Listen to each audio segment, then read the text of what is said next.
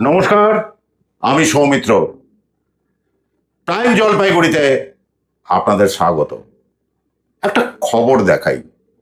হ্যাঁ, নজর রাখুন সেই খবরে। কি সেই খবর? মাত্র 8 ইঞ্চি। আপনার স্কেলটায় দেখুন, 8 ইঞ্চি মানে কতটুকু হয়। ঠিক সেই ঠাকুর তৈরি করে কিন্তু চমকে দিচ্ছেন জলপাইগুড়ির রাখাল দেবীর দেবাশিস ঝা। হ্যাঁ, দেবাশিস ঝা, বাড়ি জলপাইগুড়ি রাখাল দেবী, মানে জলপাইগুড়ি শহর থেকে না একটু কিছু দূরে। আর এখন পর্যন্ত তার এই ছোট দুর্গা, সেই দুর্গা প্রতিমা কিন্তু পাড়ি দিয়েছে বিদেশেও। শহরে তো আছেই, পাশাপাশি পাড়ি দিয়েছে বিদেশের মাটিতেও। এটা না ওই যে দেবাশিস ঝা, যার কথা বললাম, সে কিন্তু পেশায় একজন পুরোহিত। হ্যাঁ, পুরোহিত, পুজো আর্চা করেন। আর ছোট থেকেই তার নজর প্রতিমা গড়ার দিকে, প্রতিমার দিকে নজর। হ্যাঁ, সে কিন্তু সেই থেকেই এই ছোট দুর্গা বানিয়ে যাচ্ছে। যেই ছোট দুর্গা আপনি বাড়িতেও রাখতে পারেন বা পুজোতেও লাগাতে পারেন। আর দেবাশিস ঝা কি বলছেন, যে এই দুর্গা নাকি পাড়ি দিয়েছে বিদেশেও।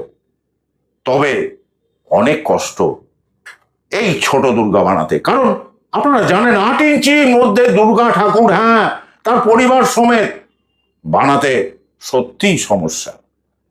তথাপি দেবাশিস বাবুর একাগ্রতা এবং সাথে তার স্ত্রীর সহযোগিতায় সে কিন্তু প্রতি বছর বানিয়ে চলেছেন। তা দেখুন, আজকে আমরা সেই প্রতিবেদন আপনাদের সামনে নিয়ে এসেছি। জলপাইগুড়ির দেবাশিস ঝার ছোট প্রতিমা বানানোর প্রতিবেদন। চলুন দেখি। বলছি দেবাশিস বাবু, এবার কটা মিনি দুর্গা বানিয়েছেন এবং কি তার সাইজ, কোথায় কোথায় যাচ্ছে? আমার 4টা মিনি দুর্গা বানিয়েছি। একটা জলপাইগুড়ির মধ্যে আছে, বাকি 3টার এখনও খবর আসে নাই। মহলার পরে আশা করি আসবে। একটা আসাম পার্টি খবর করতেছে, দেখে কি হয়। কীরকম সাইজে বানিয়েছেন? 8 ইঞ্চি থেকে 10 ইঞ্চি সাইজ। 10 ইঞ্চি। 8 ইঞ্চিটা কোথায় যাচ্ছে?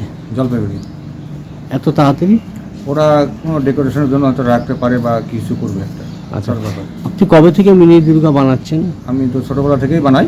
সাধারণত সরস্বতী পূজার পরে জুয়েলারির কাজগুলো আগে করি আমি, যেগুলো মুটুক, গলার হার, পায়ের তরা, এগুলো বাজারে কিনতে পাওয়া যায় না, নিজেকে তৈরি করতে হয়। তো সুতলি, মানে চুমকি, জড়ি, সলমা সুতা, এগুলো আমি কলকাতা বড় বাজার থেকে নিয়ে আসি কেজি হিসেবে, বাড়িতে বসে সেগুলো তৈরি করি। এগুলো বাজারে কোথাও কিনতে পাওয়া যায় না। আর এই যে 10 হাতে যে দেবীর অস্ত্রশস্ত্র, এটাও নিজে হাতে তৈরি করতে হয়। তারপরে এই জন্য এটা সময় লাগে প্রচণ্ড। সরস্বতী যে কোনো প্রতিমারই, মানে ছোট প্রতিমার ক্ষেত্রে যে মুকুট, শ্বাস মুকুটগুলো, ওগুলো নিজে তৈরি করতে হয়। ছোট বলতে সাইজ? এই যে সাইজ 8 ইঞ্চি 10 ইঞ্চি। ও, এদের গয়নাগুলো গয়না বাজারে কিনতে পাওয়া যাবে না, এবং অস্ত্রশস্ত্রগুলো পাওয়া যায় না। এটা আপনি বানান? আপনি বানান।